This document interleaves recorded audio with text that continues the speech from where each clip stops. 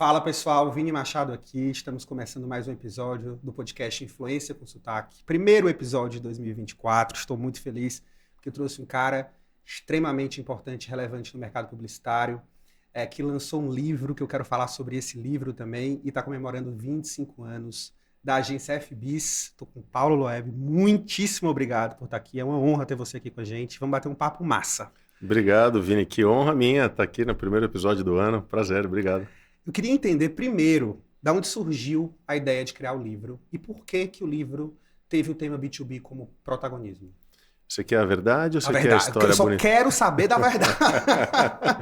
A verdade é a seguinte, há 8 anos atrás o mercado não estava muito fácil para a gente e eu pensei em formas de construir algum outro tipo de negócio dentro da publicidade. Uhum. E a gente atendia um cliente que dentro da FBIS não dava muito espaço criativo, mas dava muito espaço para a criação de conteúdo, para a gente desenvolver ferramentas, dados, que era TOTOS, né? Tá. E aí o LinkedIn me convidou para dar uma palestra sobre B2B Marketing. Eu falei, pô, eu não sei B2B Marketing, mas eu atendo TOTOS. E eles falaram, vem aqui fazer uma apresentação sobre a TOTOS. Aí eu convidei a gerente de marketing da TOTOS, fomos juntos, chegamos na sala no LinkedIn e eu não conhecia ninguém da sala dos convidados. O que não é muito comum, porque como eu estou há 25 anos... Há muito tempo no mercado, né? Todo mundo se conhece um pouco. Não amigo necessariamente, mas aquela levantada de sobrancelha, aquele, né, tipo, eu não conhecia ninguém. E eu vi uns caras engravatados, umas mulheres super bem vestidas. Eu falei, nossa, quem é essa turma, né? E aí eu comecei a reparar que era um pessoal que trabalhava em empresas essencialmente B2B. Então, empresas, indústria de base, logística, indústria química. Pô, que mercado. Falei, nossa, eu falei, caramba, que interessante. Comecei a falar e algumas coisas que eu falava que para mim era muito normal, muito básico, para a galera era muito novo.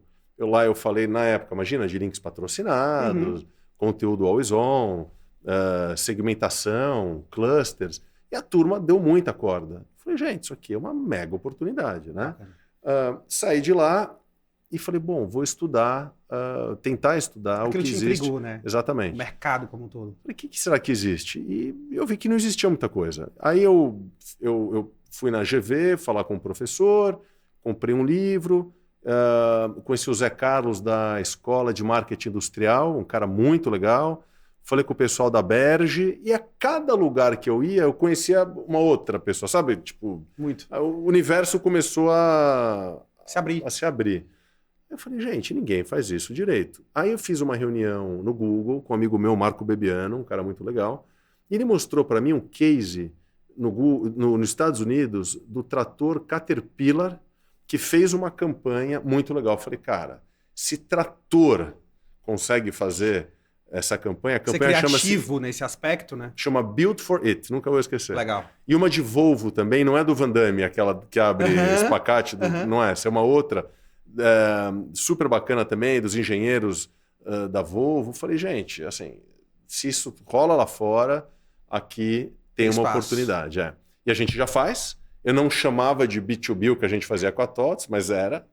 Eu falei, quer saber, eu vou criar, então, uma unidade na FBIS que já nasce com o cliente. Chamei as pessoas que trabalhavam com TOTOS, na época eram umas 15 pessoas, e eu criei, então, o B2Bs. B2Bs é a unidade da FBIS que trabalha com clientes B2B. Cara, eu, no começo, não nego, no começo foi difícil, porque dentro da agência, acostumada a fazer trabalhos super criativos para, enfim, marcas que vendem para nós, sim, né? Consumidor final. Tu me olhava e falava, dá para ser legal no B2B? Eu falei, dá para ser legal. E mostrava o trator que eu tinha visto, o caminhão. O pessoal olhava meio de lado, mas eu falei, cara, é aquela convicção que vai dar certo. E no primeiro ano a gente conquistou uns 4, 5 clientes, alguns jobs pontuais. Siemens, Cato, Cosan. Começamos a aumentar, né? A Dupont, Suzano. Cara, o negócio começou a crescer. O pessoal viu isso, é bacana. E aí passaram aí, sei lá, 1 ano e meio, 2, eu falei, o que eu faço? Eu fico na minha e como pelas beiradas, Ou vou para cima. ou vamos abrir o tamanho dessa pizza aí.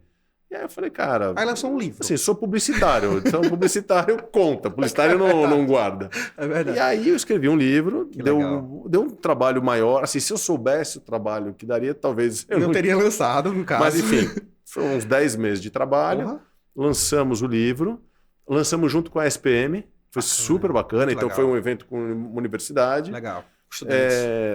Foi super bacana. Lançamos, uma noite muito legal, e aí todos os livros físicos se esgotaram e a gente abriu para as pessoas poderem baixar até hoje, b2brocks.com.br. Você pode baixar. Baixa de graça. Eu vou baixar, inclusive. E também a gente criou um podcast. Durante a pandemia, eu estava em casa querendo criar. O que a gente faz? E aí eu criei um podcast, super caseiro, não sem essa estrutura que super massa. Legal. E deu muito certo. São mais de 40 episódios. Entrevistei legal, os principais profissionais de B2B Marketing do Brasil. E aí eu acabei entrevistando gente de Portugal. Assim, a coisa pegou um... É muito louco, né? Um universo abriu na minha vida. E assim, uma coisa que tu falou que eu achei interessante foi que na vida da gente, principalmente quem tem um sangue um pouco mais empreendedor ou de gestor, a gente aproveita as oportunidades muito quando elas surgem, quando a gente às vezes nem espera. Tem um mundo e um mar de oportunidades, né? Nesses 25 anos de FBIS, eu tenho assim, posso imaginar a quantidade de possibilidades e de mudanças que surgiram. Na tua opinião, na tua trajetória profissional, Sim. Quais foram os maiores marcos assim, da tua trajetória que tu fala, cara, aqui foram viradas de oportunidades muito marcantes, assim? A primeira é assim, o nascimento da agência não foi uma agência, foi um veículo. Então a FBIS veio de um veículo chamado fulano.com, que a gente lançou em 99. Cara, não tô acreditando. O fulano.com era um site de entretenimento, muita personalização de conteúdo, as pessoas entravam, trocavam pontos por prêmios, tinha um ambiente logado, né? Ambiente logado, uma coisa meio jurássica, né? De falar, porque naquela época você não tinha login e senha, né? Não. Então a gente criou esse site, 2, 3 anos depois, a bolha da internet estourou, né? Quem veiculava no fulano? Startups.com. 90% dessas empresas quebraram e a gente, então, ficou sem cliente. Eu trabalhava na Unilever antes de ir pro fulano. Sim. Fui falar com o meu... Trabalhou 3 anos lá, Trabalhei 3 anos na Unilever. Fui falar com o meu antigo chefe, ele olhou para mim com aquela cara de antigo chefe. Ele falou, cara, falei para você não sair da Unilever e trabalhar no fulano, né? E você não tem mais vaga aqui. Eu falei, calma. Não vem aqui. Não vim ainda. Por enquanto. Se der errado, não tô aqui para isso. Eu falei, por que a gente não aproveita o fulano para vocês veicularem as marcas de uma forma segmentada, personalizada? Ele adorou. Ele falou, cara, mas eu não tenho site, né, dessas marcas. Imagina, eu tô falando lá de 99, 2000. Sim. Eu falei, bom, se você não tem o site das marcas, eu faço o site. Se eu faço o fulano, que é mega complexo. E aí, então, nasceu o lado business do fulano. O nome fulano business é um nome bem complicado, né? Mas fulano já é ruim, fulano business. Então, nasceu o FBIS. E a gente nasceu como uma produtora de site. Então, a primeira virada foi transformar o veículo numa produtora de site. Caramba. Então, essa é a primeira. Aí a gente começou a construir um monte de site. Chegou uma hora em que a gente estava limitado na criação de sites sem muita interatividade, sem muita conversa fora daquele ambiente. E a gente resolveu ser uma agência. Então, naquela hora, a gente começou a trazer para dentro pessoas de mídia, planejamento, criação, e começamos a concorrer com as agências, na época, offline. Né? Então, essa foi a segunda virada. Acho que a terceira foi quando a WPP comprou a gente, em 2011. Que deve ter sido realmente um momento muito importante. Foi muito, porque o que acontecia naquela época? Os clientes demandavam das agências, entre aspas, tradicionais, execução de projetos digitais. Mas para essas agências era um mau negócio. Porque elas ganhavam muito dinheiro com BV, veiculação, mídia offline, e tinha o digital que dava muito trabalho, mas enfim, não movimentava muito dinheiro. Só que como a gente veio daí, a gente estava muito mais ajustado nos custos para fazer esse trabalho. Então, para a gente, o offline era um baita negócio também. Então, a gente conseguiu permear os dois. Fazer os dois e deixamos de ser uma agência digital para ser uma agência onde não fazia mais sentido falar sobre isso. Mas as ideias eram essencialmente interativas. Bom, aí muita coisa começou a acontecer. Outros marcos. A gente começou a trabalhar com a Netshoes, que era uma marca desconhecida na época. Então, a gente desenvolveu uma frente de e-commerce na agência. Hoje tem uma unidade dentro da FBIS chamada Match. Match vem de Martech. Tem 170 pessoas só desenvolvendo Martech, CRM. Somos os maiores implementadores de Salesforce para marketing da América Latina. Então, essa foi uma veia de trabalho. Uma outra foi mobile advertising, que também, até hoje, é pouco explorado. A gente lá atrás já trabalhava com as operadoras, criamos também uma unidade de mobile advertising. E a mais recente foi de B2B. Então, essas mudanças... Movimentações. Eu acho que fazem parte de um jeito nosso, com muita liberdade que a gente tem dentro da WPP, de conseguir criar eu ia perguntar sobre isso. Novas possibilidades de atuação. Primeiro eu ia te perguntar que dica a gente podia dar para quem está ouvindo aqui o podcast sobre ser criativo, mas não só sobre ser criativo, mas sobre ser criativo e fazedor. Porque tem muita gente criativa que pensa que tem boas ideias, mas qual que é o segredo para você falar, cara, aqui é uma oportunidade, eu vou ser fazedor? Porque aconteceu muito isso com vocês, né? Vocês vieram do veículo, até me lembrei um pouco da minha história, porque eu tenho um veículo que começou no Ceará, e eu lembro que a gente fazia capas para revista impressa e tudo mais, e em uma dessas capas a gente teve um cancelamento digital, na época, por um motivo específico. E eu fiquei maluco, falei, cara, fudeu, acabou minha vida e tal. Falei, mas eu vou fazer o lançamento dessa revista ser o lançamento. E aí eu criei o Invogue Experience. Foi tão legal que as marcas começaram a procurar para fazer uma Invogue Experience para elas. E aí nasceu uma agência de eventos na época. E eu percebo muito que durante os problemas, ou as crises, ou os momentos de virada, surgem muitas oportunidades. Perfeito. Né? Então, assim, a dica... não vou negar, o que faz a gente criar novos negócios é a necessidade de crescer ou o enfrentamento de uma crise. Nada como uma boa crise para fazer você se mexer, porque se a gente estiver ali num ambiente de conforto, talvez durante 1, 2 anos a gente não vai ter muito problema, mas no mercado que se mexe tanto e que muda tanto, a gente toma rasteira e você não sabe nem de onde veio, cara. Então, o que me motiva é um medo. É rápido, né? É um medo, tá? Que eu podia falar... Legal, é muito legal isso. Eu podia te falar que é a inspiração de sei lá quem. Não é, é o medo. A gente tem uma agência de 400 pessoas e eu acho que toda semana a minha preocupação é como que a gente... Cresce e se mantém. Cresce e como que essas pessoas crescem aqui, como eu não perco gente. Então, assim, não tem vida fácil e a inovação é o melhor caminho, mas tem que ser uma inovação remunerada. Também, né? Assim, cara, esses hypes de paleta mexicana ou de, sei lá, beach tênis, sabe assim? Sim. Cara, tem que ser um negócio... Porque, na verdade, ser hype, você pode ser em 5 minutos. Agora, manter que é realmente o grande desafio. Né? Como o beach tênis vai se manter pelos próximos 20 anos. Entendeu? Ele não vai deixar de ser uma moda. Né?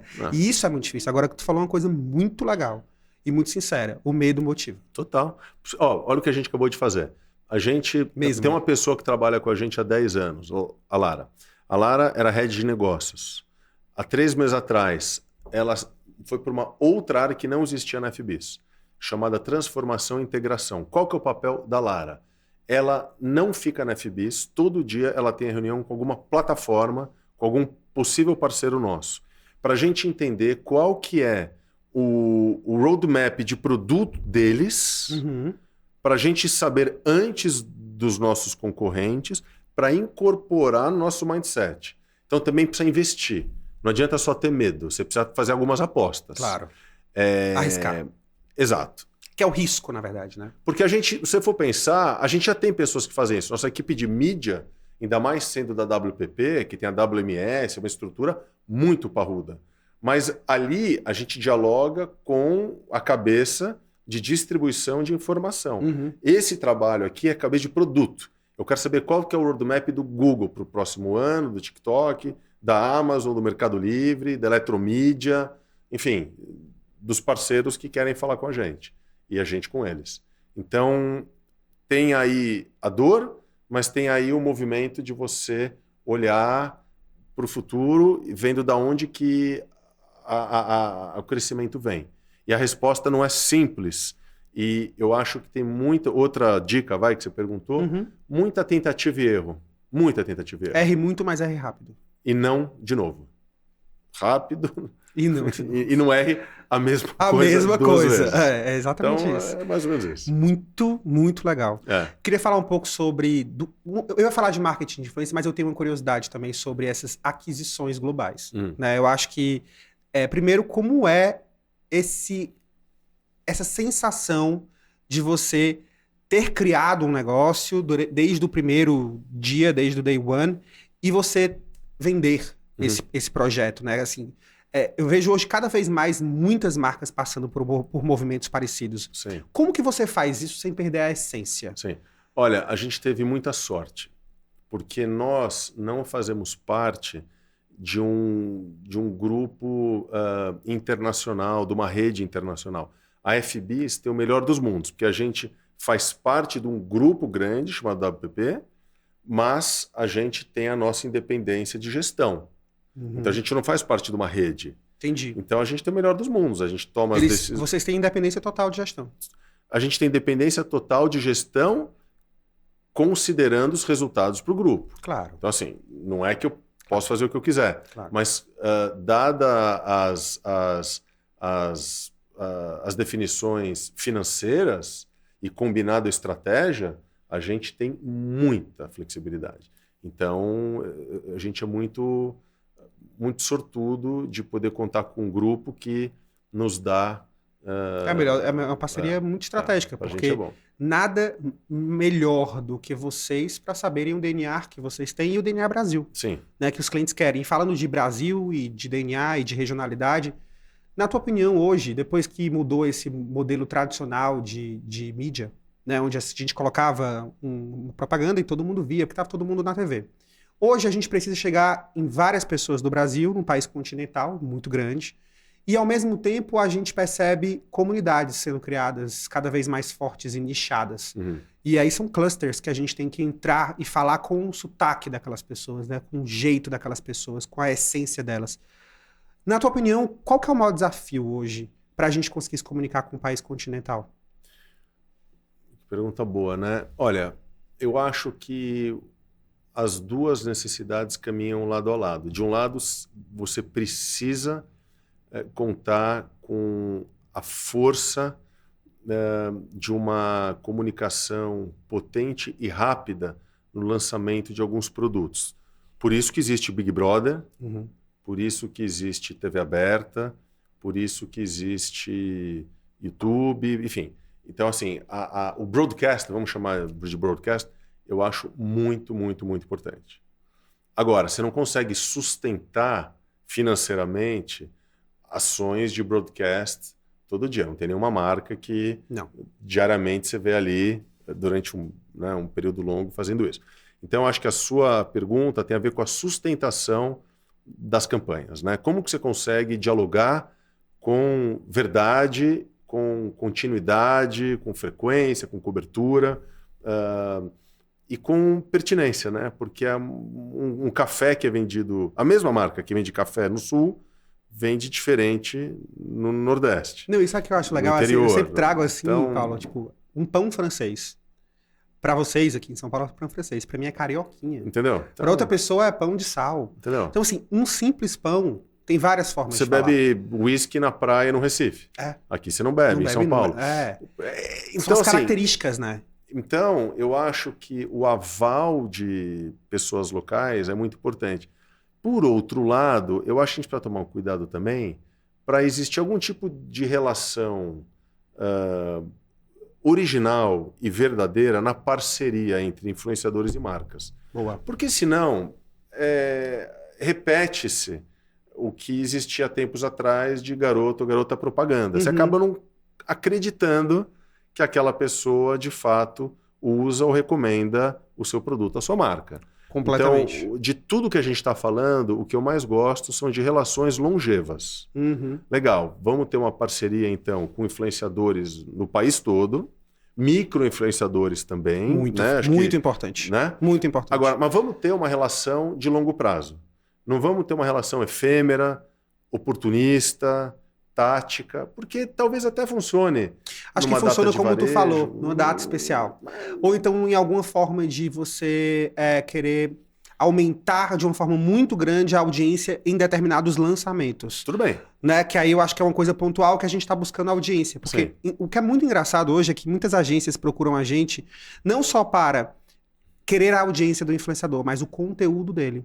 Tem muita gente que fala assim, cara, eu quero contratar esse cara, mas ele não precisa postar. Eu falei, como assim?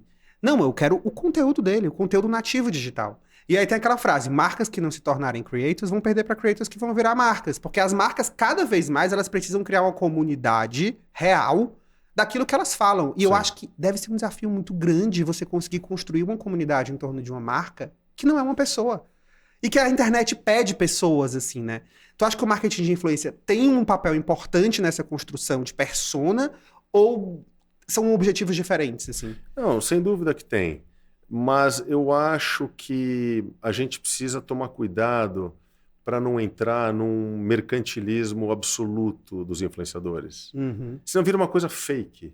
Acho que a gente está aqui num mundo onde a gente briga pela atenção das pessoas. Se a gente entrar no mundo de celebridade por ser celebridade, a pessoa ela é influenciadora porque é influenciadora, mas o que essa pessoa fez? O que essa pessoa contribui? Eu acho que tem uma... Eu vou mudar um pouco aqui o ângulo da sua pergunta. Eu acho que existe uma responsabilidade social de quem tem voz para melhorar e para mudar e para fazer algo de melhor. Vou dar aqui um exemplo. Existe uma iniciativa chamada 1 Minuto de Sua Atenção. É um Instagram pequeno, recém-lançado, que traz esse pensamento, né? Como que a gente reflete sobre o nosso parco tempo? O tempo que você gasta nas redes sociais. Assim, tem uma responsabilidade nossa aqui. Né? Como a gente faz para não viver... Eu tenho 3 filhos, tá? Como que a gente faz para fazer com que nossos filhos, as futuras gerações, também saibam conversar, segurar um pensamento mais moroso.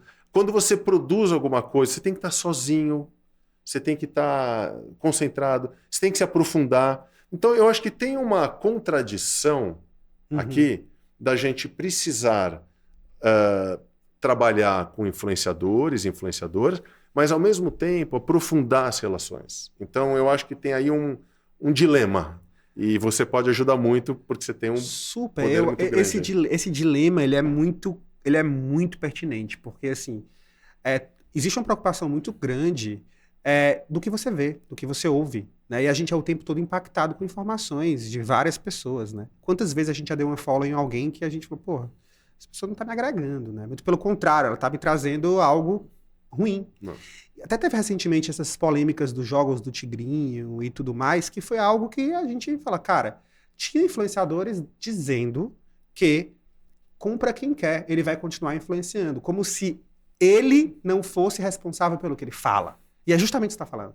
É sobre a responsabilidade social da audiência que segue aquela pessoa. E eu acho que cada vez mais essas pautas estão vindo muito fortes. E é importante que venham, porque a gente precisa levar mais a sério um movimento que gera muito dinheiro. As pessoas querem ganhar dinheiro, cobrar muito caro, mas não querem seguir regras.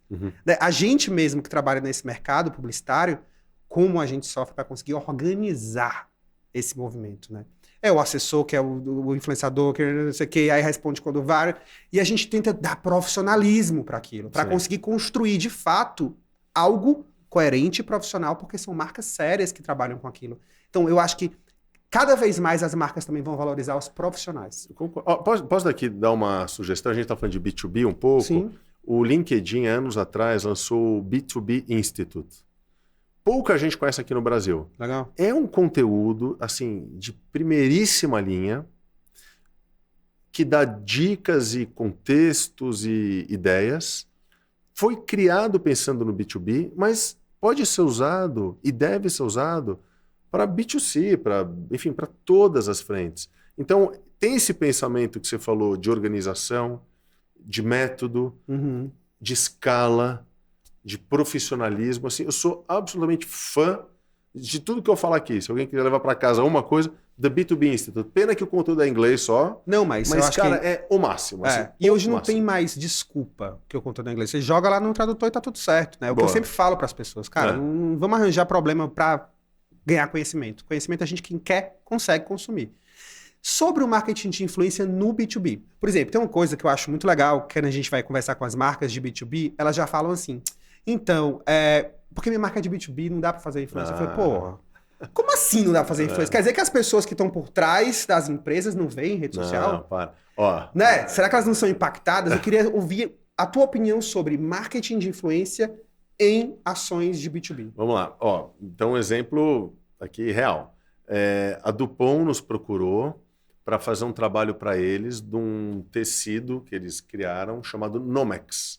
É um tecido que não pega fogo. É um produto B2B. Os caras não vendem esse tecido na loja. Eles vendem para uma outra empresa que fazem roupa de bombeiro, que fazem, enfim, roupa para pessoas que não podem, enfim, se acidentar. Legal. O nosso trabalho de lançar esse produto se deu através do Manual do Mundo no YouTube com o Iberê Tenório, que ele fez? Ele foi até a fábrica da Dupont, legal, fez lá os bastidores, legal, colocou a roupa e entrou no fogo. Putz, então, que sensacional. Você sabe o que rolou? Era para ser um material publicitário. Acabou sendo usado por eles em recrutamento de aluno de faculdade de engenharia. Então, na hora que os caras vão na universidade e tem a feira de empregos e a Dupont vai lá e fala, olha que tipo de empresa eu sou. Então, cara, assim, não podia ser mais errada essa percepção que algumas pessoas têm. Total. Que B2B... Esses dias eu estava numa reunião com um cliente de tecnologia. Ele vende materiais de escritório, né? De tecnologia para escritórios e para empresas e tudo mais. E ele falando, então, mas é porque eu não consigo usar influenciador. Aí eu falei, calma, peraí. As pessoas que trabalham nesses escritórios, os compradores desses escritórios, os diretores desses escritórios, eles não têm rede social? São pessoas? Eles não são pessoas? O que a gente tem que entender é quem fala para essas pessoas. É sobre como a gente chega nessas pessoas. A gente lá dentro fala que business, não é business to business, não é B2B, é B2P. Business to people. Atrás de qualquer crachá, de qualquer PJ, tem alguém, né? Não é um robô ainda que está fazendo, comprando... Né? Não, um tabu que a gente quebrou era assim, a gente no início fazia muita veiculação, óbvio, em revistas e mídia do trade, sim, claro que LinkedIn, mas a gente começou a fazer as ações no TikTok, no Instagram, no Twitter. A coisa começou a dar muito certo, mas alguém teve que...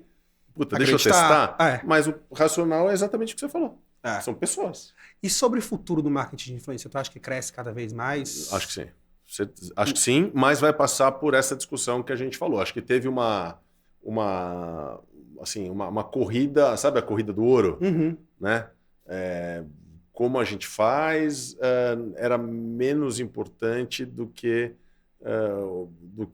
enfim, simplesmente fazer.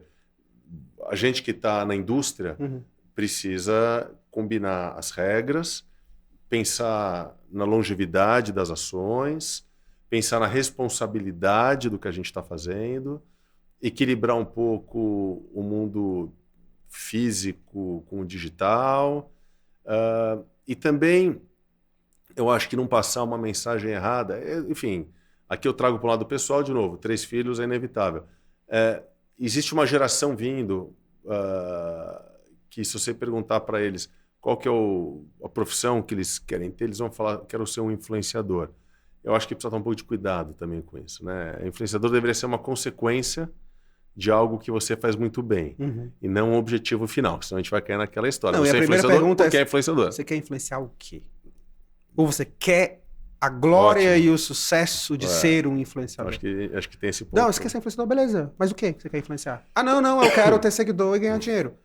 Isso não é ser influenciador. Isso é, né, é outra coisa. Né? Talvez essas pessoas que ganham dinheiro e têm muito seguidor se chamam de influenciador por algum motivo, mas hoje o que a gente percebe cada vez mais são as pessoas conectando pelas vulnerabilidades. As pessoas não se conectam mais só pelo aspiracional. As pessoas conectam por essa essência de comunidade. Então, eu sigo pessoas que, de alguma forma, eu me conecto com elas. A gente fala que a gente está vivendo um momento do marketing identitário, de identificação. Então, esse movimento é um movimento muito, muito forte do marketing de influência. Antes eu queria ver aquela vida dos sonhos e viajar com aquelas pessoas em casa. Hoje eu já acho um pouco chato, assim, o movimento do mercado está sendo assim. Do mercado não, das pessoas. Cara, eu gosto de seguir aquela pessoa porque ela fala uma verdade. Ou porque ela tem um problema sério, que ela tem 4 filhos. Senão você fica deprimido, né? Fica aquela coisa, eu tô aqui trabalhando e tá todo mundo de férias, todo mundo comprando o carro mais legal. Acho que precisa... Paulo, eu queria saber um pouco sobre... eu estava dando uma lida sobre uma campanha que vocês têm social muito importante. Eu queria dar um pouco de destaque para ela aqui. Ótimo, obrigado. Olha, a gente na FBIS a gente faz bastante trabalho social. A gente tem um trabalho que a gente faz já há 5, 6 anos com o Instituto Maria da Penha. Durante a pandemia esse trabalho foi mega importante, né? Teve um aumento considerável de violência doméstica contra mulheres. Então tem um filme muito importante que a gente lançou na pandemia, Instituto Maria da Penha. A gente trabalha com o Instituto Alana e a gente trabalha com o ZESP também. E desde o fim do ano passado com a Conta Black, que é um projeto incrível, feito para um cartão de crédito, feito por e para pessoas negras periféricas, de um amicíssimo meu chamado Sérgio Ol, que criou esse projeto. Conta Black é o máximo. Amei o nome. E a gente fez um projeto para a Lana, para a COP28, um filme que foi lançado há 1 mês e meio atrás, que, na verdade, a COP28 está lá, os grandes, né, presidentes e influenciadores, grandes influenciadores do futuro da humanidade discutindo o que vão fazer, e a gente criou ali uma inversão. São as crianças cobrando essas pessoas do que vão fazer para o futuro delas. Foi, na verdade, um pé no peito ali da turma. Foi mostrado ali em Dubai, uma produção que a gente fez internacional, um trabalho que a gente tem muito, muito orgulho, que eu recomendo vocês assistirem, porque teve um impacto muito grande. Então, poxa, eu quero colocar então o link aqui também para quem puder assistir. É bem legal, muito legal. Parabéns. Obrigado. Eu queria falar sobre a campanha que tu tá lançando essa semana. Sim. Que eu achei linda, né? Sim. Até a gente tá subindo na Invoga o vídeo, depois todo mundo, posso colocar na descrição aqui. Sim. A gente fala sobre preconceito nessa campanha, né? Fala um pouco dela pra gente. Olha, a origem dessa campanha, essa campanha não foi criada pela FBIS, eu me juntei com um grupo independente de pessoas. É algo pessoal, né? É muito pessoal. Eu sou voluntário do Instituto Brasil-Israel, que é uma associação não partidária, criando pontes entre judeus progressistas, com negros, com grupos LGBT, indígena, enfim, com o grupo mais plural que eu pude encontrar dentro da minha religião. Que bacana. O mundo está completamente virado de cabeça para baixo, guerra em tudo que é lado, na Ucrânia, na Rússia. Polarização, e especialmente Israel e Hamas. E eu pensei, poxa vida, o que a gente poderia fazer para não importar essa crise para o Brasil? Né? É um país plural, um país que sempre se posicionou de uma maneira muito equilibrada. E a gente hoje, no Dia da Consciência Indígena, lançamos uma campanha contra o discurso de ódio, independentemente qual seja o foco. Muçulmano, indígena, negro, pobre, judeu e por aí vai. Então, é muito importante que a gente use essa voz que a gente tem, essa influência que a gente tem, para não deixar que as redes sociais virem uma guerra de lacração, né? seja no aspecto político, seja no aspecto social. O que você fala tem muito peso. Então, o nome da campanha é Pense Antes de Falar. Hashtag Pense Antes de Falar. Muito então, bom. acho muito que isso bom. é muito importante. E a gente está entrando nessa campanha aí. Conte com a gente. Quero te agradecer. Foi o que eu falei. Eu passaria algumas horas aqui conversando. Rápido, quanta coisa. Já brigaram comigo para parar. A gente não conseguiu falar metade do que a gente tinha para falar aqui. Mas vai vir de novo. Pode ser? Claro. Obrigado de coração. Eu sou um grande admirador do seu trabalho, da sua história, do que vocês têm construído. Parabéns pelos 25 anos. Que venham mais 25, 50, 100. E estaremos parceiros e juntos, se Deus quiser. E também por esse trabalho social aí que eu realmente me emocionei muito. Foi muito bacana. Legal. Obrigado de coração. Obrigado. Valeu. E vocês, pessoal, que estão aqui até o final, que foi maravilhoso esse papo. Segue a gente. Também segue a FBIS. Vamos dar os parabéns aí para ele dos 25 anos. E a gente se encontra no próximo episódio. Muitíssimo obrigado. Valeu. Obrigado.